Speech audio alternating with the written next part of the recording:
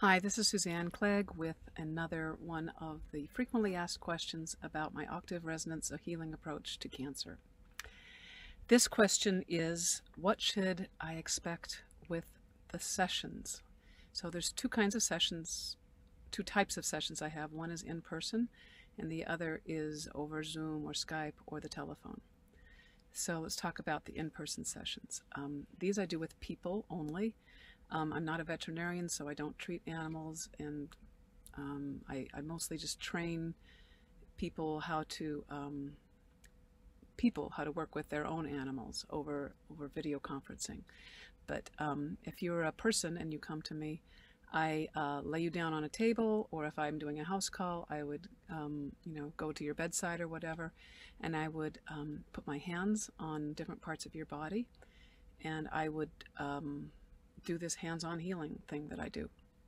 I might supplement it with acupuncture or sound healing, but usually with cancer, less is more, and the more I found that things like acupuncture and sound healing, they might actually get the body ready to receive the more subtle treatments where I just put my hands on you and do just sort of like connect to a non-dualistic quote-unquote place, and I just watch either intuitively or by sensing things with my hands if your body's responding.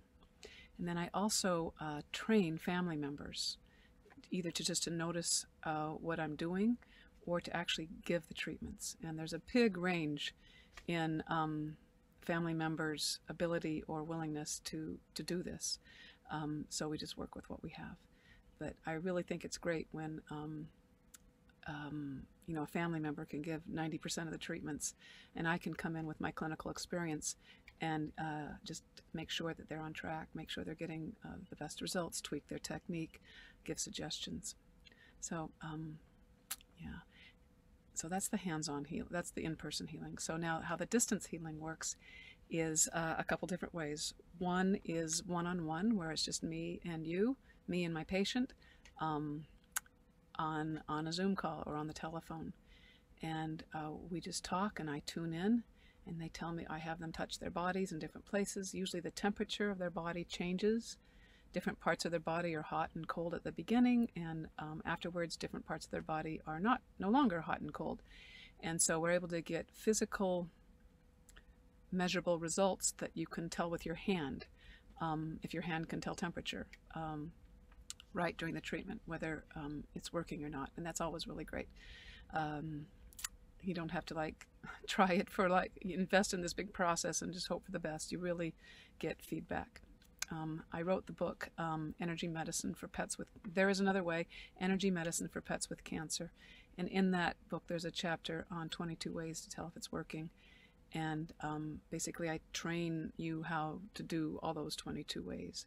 And so that you can really have a pulse on if your body's responding and how to tweak it so that it does. Now, one of the things that enhances healing is having lots of patients together. It seems like groups of patients seem to help the healing process. So sometimes I gather together a group of 5 or 6 patients, and we meet together on Zoom, hopefully with whoever is helping them with their process. If they have somebody doing that, some do, some don't. And I just focus in, we do this group energy healing thing, which I guide people through, which is simple and you can learn it. Then I focus training 10 minutes on each participant. And it's amazing what you can learn watching me work with somebody else that you thought you knew, because I use the very same words talking to you, but you can just see it better in somebody else. So I think that's part of how it works. Plus, I think there's just a resonant bond that develops that enhances the healing. All right, so that's one form of distance healing, or that's the second form. Then the third form is where we get one patient and a lot of people trying to help you. And this is actually a little more common because often a patient might have, several people that might want to help. And so I for example, I might have my patient and they might have their son or their daughter putting their hands on them. So I'm doing the energy healing and they're acting like the hands for me. and I tell them where to put their hands, or they kind of know where to put them because I've trained them. And then we might have a couple other relatives or friends Zooming in at the same time. So we have this group Zoom where some of them are with the patient and some of us are not with the patient, and we all get together. And it seems that when, if somebody's late and they come in, it really makes a difference when, like, the constellation of the group really makes a difference. So that's how we work. That's the sort of how we structure the treatments. Oh, and then I also send people cotton. If they're in a distance situation, I energetically charge cotton. I'll have to do another one on that one. I don't have the cotton with me right now. But basically, I send cotton to them that I've charged, and they wear the cotton over the tumor area or wherever they're intuitively guided to do that. If it's an animal, you make a little collar out of the cotton, or you lay it on their bed.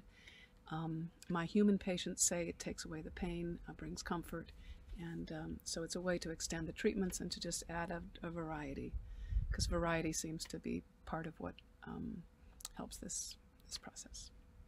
Okay, great. All right, so stay tuned for another frequently asked question, and thanks for watching.